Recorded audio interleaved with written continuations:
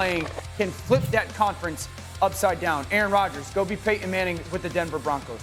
That's all you got to be, man. You have had one of the great careers in the history of this league, one of the most talented players in the history of this league. Go be a guy that'll hand it off a little bit. Go be a guy that'll play a little bit boring and rely on your defense. And then when you got to go be great, we all know that you can. I want to see Aaron Rodgers do that and lead this team into the AFC Championship game. Well, speaking of leadership, there was some of that on display yesterday. Our Rich Cimini covers the Jets, and apparently it was a really bad practice for the offense. And the reports are that Aaron Rodgers got hot with some bad snaps and was yelling at people. And here's tight end Tyler Conklin addressing how Rodgers reacted.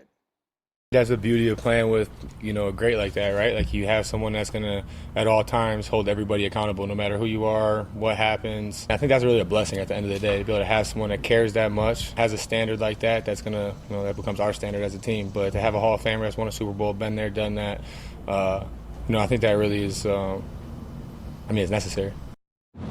That's what everyone was talking about, is that the great ones sort of elevate everyone else's level because they demand it, and he's doing that. But, Dan, there's a point that you wanted to make here that I think is a really interesting one. The Jets' defense is going to be the biggest benefactor to Aaron Rodgers. We've talked about Aaron and the Jets and what's this offense and Garrett Wilson, love it, all that. Okay, the Jets' defense in the last 2 seasons has given up an on average of 19 points per game. Pretty darn good defense. We've talked about that. Aaron Rodgers has never, in the history of his career, averaged as the starting quarterback less than 20 points. In fact, the year that everyone says, oh my gosh, Rodgers stunk, was in 2022. They averaged almost 22 points a game. So by definition, and I know it's not black and white, they're going to win every game. I had research check this out. The New York Jets, since Robert Saleh, and again, this is a team that has had a defense that many of us had said best in the NFL. Since he's become their head coach, they've had the lead in the fourth quarter 19 times. That's the second fewest in the NFL behind the Carolina Panthers. They've actually had the lead in the game, no matter the quarter, 26 times since 2021. That's by far the least in the NFL. The point is this.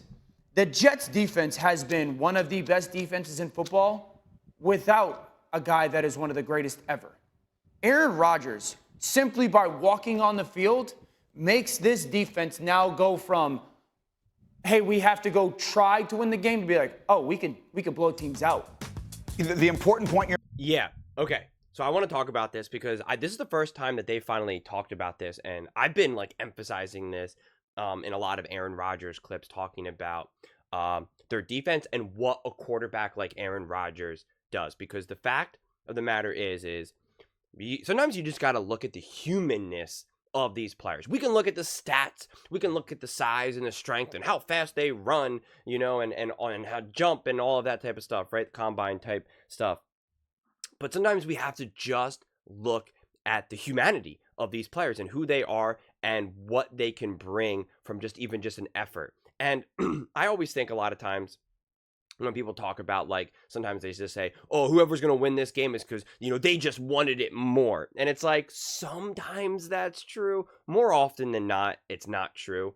But in terms of effort, it can be brutal when one of the sides of the ball is so lopsided, like the Jets have been, right? Having someone like Zach Wilson as your quarterback, and the defense just knows, the defense is locked and loaded. They've been a great defense, but they just know, because you can't fool players for the most part. Maybe younger players, sometimes you can fool them because they just kind of buy into everything, and as they get a little bit older, they realize, oh, okay, you're kind of feeding me a bunch of nonsense or just platitudes. It's just they realize oh my God, this is brutal. I'm going out here doing everything I can, playing great defense, but it doesn't matter. We have no chance at winning because our quarterback, our offense is awful, and it becomes exhausting.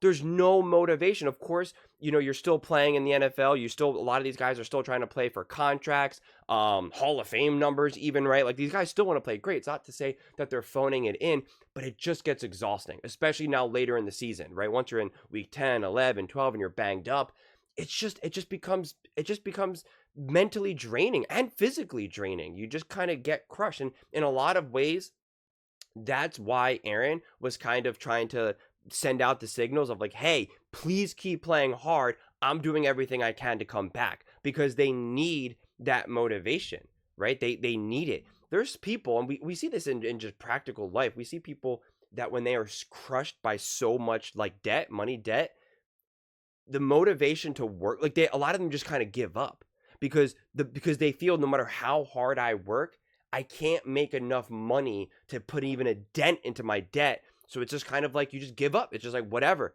screw it. I'll just either keep racking up debt, not pay, whatever, or why even work? Why even try? We see this, especially in America, across the country, right? It's just once people reach a certain level of despair, it just collapses. Whether it's through addiction, whether it's through finances, whether it's in relationships, whether it be people who are going in and out of the prison system, that's what happens. And those are obviously extreme examples, but we see it all the time in the NFL, in football. And to me, that's what we were seeing with the Jets. And the fact now that they have a legitimate quarterback, a quarterback that people want to keep acting like he's not going to be great. And it's like, even if we want to say he's not going to be great, that's fine. But we know he's going to be good. The idea that Aaron Rodgers is suddenly not going to be at least a good quarterback, at least a top 15 quarterback, is bonkers to me. If we want to say that he's too injury prone, that there's a likelihood of him getting injured, fine. I'll concede that. I don't necessarily 100% buy into it, but I refuse to acknowledge this idea that he's going to be not even like a top 15 quarterback. And the reality is that's all he needs to be, is a top 10, top 15 quarterback. And with that defense, and now the defense is going to be so motivated, because not even this idea that the defense is now thinking we can blow out games, but also not to mention when you have the lead, the defense plays differently, right? They can attack more, just like how we know that the offense plays differently, whether they're behind or out front. It's the same thing with the defense, right? It's very complementary in that. But at the very minimum, they just know Aaron gives them a consistent chance to win the game. Consistent chance to win the game.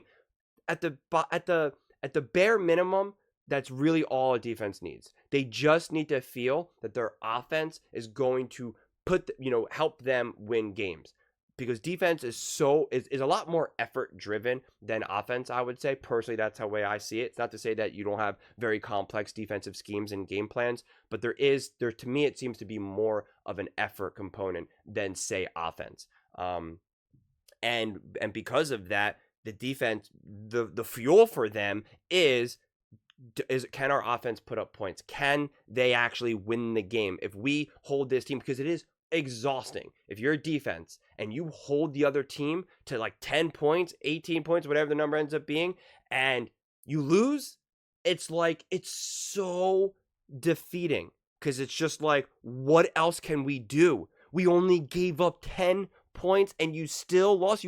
You couldn't just get 10 points even? You couldn't even just tie it? You couldn't get one touchdown and a field goal in this entire game? Are you serious right now? It's exhausting. It's brutal. It's deflating. And it just snowballs and spirals out of control.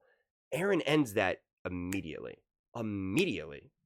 And so when he says, be Peyton Manning with the Broncos, you can even look to how they won the Super Bowl, because it was a very super defensive-led team. I mean, my God, just in the Super Bowl alone, I mean, just go look at what Peyton Manning even did. It's a kind of crazy that he was even the quarterback to begin with.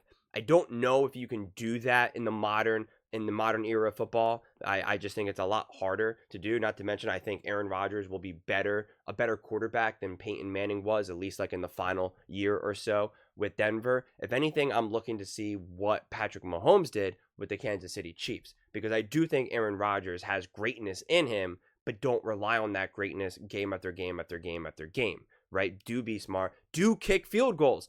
Hand the ball off. Play boring football, right? Take a page out of Andy Reid's offense with the Chiefs last season. Play boring football. But when it's time to really kind of get out there and win that game, trust Aaron Rodgers. Trust that Aaron will make that throw. Have the right play dialed up, right? That's what the Chiefs did. The Chiefs knew that they had a defensive-led team at that point, but they still also recognized, but we still got Patrick Mahomes. And when the game calls for it, when we need to have the biggest moment in the game, we'll call on Patrick Mahomes. And Andy Reid will dial up the perfect play and call the perfect play at the right time. and trust that it goes down. And that to me, that is how ultimately the Kansas City Chiefs ended up winning. That is the blueprint, I feel as though, for the Packers, for the Jets, and Aaron Rodgers. And it's going to be interesting to see because especially since Aaron is coming off an injury, he wants to kind of potentially show the world who he is and how great he is. So I wonder if there's some of that dilemma of him kind of trying to push the limits there, or if he's just really focused on winning.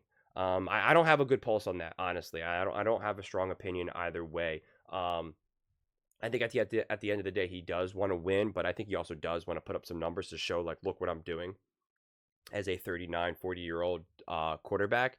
So it'll be interesting to see how they construct offense. I'm actually going to be curious to see how many field goals they kick, honestly, and how many they do hand the ball off. And honestly, it's like, I don't want to see Aaron Rodgers throwing the ball 30 plus times a game. Like, right? Let's like establish an offensive identity where you're not doing that. And which again is exactly what the Chiefs did. And we can see when we have some of these other quarterback centric teams like the Buffalo Bills, it doesn't work out for them. So when you have a great defense, rely on that great defense and construct your offense based on what the defense is able to give you. Don't see it as a separate entity and say, well, we're just going to do what we're going to do. We're not going to worry about. No, go with the mentality of saying, we only need to score 20 plus points a game. We're going to, the name of the game is not putting up as many points as we can. It is going to be controlling the clock. It is going to be establishing a run game. It is going to be kicking some field goals and being okay with that and not seeing it as, oh God, we failed on that drive. Because also in the modern NFL era, it seems like every field goal is seen as just a disaster. It's like, it's a failed drive. It's just like, oh my God, they only got a field goal. And I think that pendulum is kind of swinging too far on that end, as we saw with the Detroit Lions versus the 49ers. It's like, and again, we have Andy Reid, the GOAT, kicking plenty of field goals.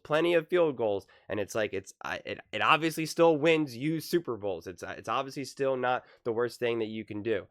So I'm actually going to be keeping my eye out on that for the Jets. Actually, how do they play more situational football now? And does Aaron try to force kind of his own identity or his own numbers into the game? I don't think he will, but you never know, because he is kind of facing his own football mortality and he's getting older and he's coming back. I think it's more that he's also coming back from an injury, so he wants to just kind of potentially ball out. So yeah, I'm really curious to see how this all ultimately unfolds. I'm just praying, of course, for health, because I just want to see a full season of what this can look like and not have it derailed by injury. But that's always just biggest coin flip. But those are just my thoughts. I would absolutely love to hear yours. What do you guys all think? Do you think how do you think Aaron Rodgers' leadership can affect the Jets' success? And how do you think Aaron Rodgers actually influences the defense? And do you think that will influence their offense? Let me know in the comments below. I read every single comment. So whether you agree with me or disagree with me, either way, let's get in some discussions. Let's get in some fights. But ultimately, let's just have some fun. And please do consider subscribing. We are building an amazing community here, and I would absolutely love to see you part of it. I want to build something that we all genuinely feel connected to. Something that we're really excited to be part of. I think we're well on our way to doing it. And please don't forget to give this video a thumbs up, as it really does help with the visibility and the algorithm. Thank you so much, and see you next time.